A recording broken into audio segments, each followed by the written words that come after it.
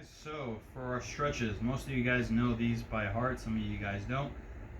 But there's one extra stretch I've added, so if you need to skip towards the end to see that, that's fine. Otherwise, make sure you go through all this to make sure you're getting everything. So good stretching, of course, is important for great mobility. Great mobility means better economy with running. Better economy means you can hold a stronger pace for a longer amount of time. And that's the whole goal of what we're working with, is to get you to be as efficient as possible, and of course hopefully not run into any injury issues at any point. So starting with our first stretch, we got one leg in, one leg out, reaching for the other foot.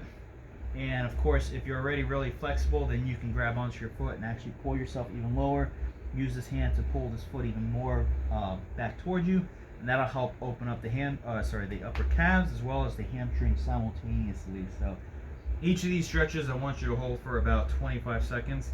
Make sure you count in Mississippi's or however is best for you, but don't count 1, 2, 3, 4, 5, 6, 7, 8, 9, 10. Just make sure you're giving yourself the proper amount of time. If it's more handy to have a phone timer next to you as you do these, then do that. Make sure you get both sides, so of course switch sides. After that, butterflies.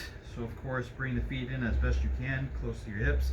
Use your elbows, so grab onto your ankles, use your elbows to drive the knees down. This will help, of course, open up the inner thighs, so you want to make sure you're getting a good stretch in there. Same thing, of course, 25 seconds. Then open up your legs, nice and wide, and then try and come right down the middle. And this hits the hamstrings in a slightly different way. If you have something to grab onto, of course, you can claw at the carpet or grass or whatever you got. Try and get as low as you can on that to get a nice, good stretch in through there.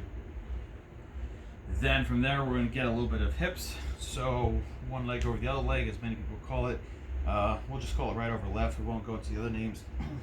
And emphasize this elbow, pushing back on the knee, and push it back as much as possible. And as you do this, it'll really help open up that hip. As you can see, I'm a little bit tight right now, so this actually feels really, really good. Make sure you get both sides, and then after you get both sides there, go into the pigeon stretch, which this leg comes across perpendicular to you, and then you're going to come low onto that leg and try and get as low as you can. As you do so, you should start feeling that pull right here on your hip, and again, get lower and lower and lower for more of a stretch. You'll notice you won't feel much sometimes if this leg isn't that much bent, isn't very bent, I should say. But if you can keep this leg as perpendicular to you as possible, you'll keep that hip in that tight position, which allows you to get that better stretch. So really, if you're not feeling it, again, make sure your angle here is correct. Then, after we've opened all that up, we're going to go into a quad stretch. So from here, grab onto your ankle, pull this as tight as you can, pull the hips forward. This will really help you to open up the quad as much as possible, because now we're doing both things that our quad does. We're flexing the knee, which it normally helps extend. And we're also extending our hip, which it also helps flex our hip. So this is a complete quad stretch. Then we got our low calf stretch. So of course we start with a bent knee, driving into our knee a little bit, trying to push our knee as forward as we can. Notice you want to make sure the heel stays down to the floor, so don't let the heel raise as you go. Go as far as you can with it staying down. Potentially change the angles a little bit, especially if you have tight ankles, so you can bring it in, bring it a little bit out. And again, as I always say, just make sure you're keeping the time to around 25 seconds per stretch. Switch sides, and then now we're going to move up to this. So whatever raised platform you have, whether it's your bed or something else, you want to go up. This is a big hip flexor stretch. This is the only new one that I told you guys about earlier in the video. And now we're going to put the other foot back here. The further back you bring this foot, the more you're going to open that hip. You need to push the hand into the hip and drive forward. So this is opening up now the deep hip flexor, which of course is majority of the times tight on a lot of us, and this one is really important to make sure our hips are open enough to be able to do a longer stride, so we can all look like Kenyans.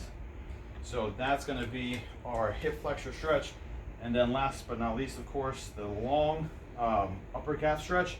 So notice now we're tight. This back leg is one that's getting stretched. As this goes back, stay nice and tight and push back into it. Really think about trying to open this knee backwards if that were possible, because that's how we're going to stretch the calf, is by keeping that heel planted and then keeping this knee as straight as possible, and then standing tall, opening up that upper calf. So that is the complete stretch, a complete list of stretches. You should do all those at least once a day. A lot of times it'll feel better directly after a run at some point, whether it's once you finish or later on in the day after you've showered. But make sure you get this at least once a day to, again, make sure your mobility is maximized. If you notice you're really tight in any area, stretch twice a day. But whatever it takes to, of course, optimize your ability, that's kind of the goal of what we're doing. And, of course, general health. So any questions, of course, contact me. Otherwise, good luck.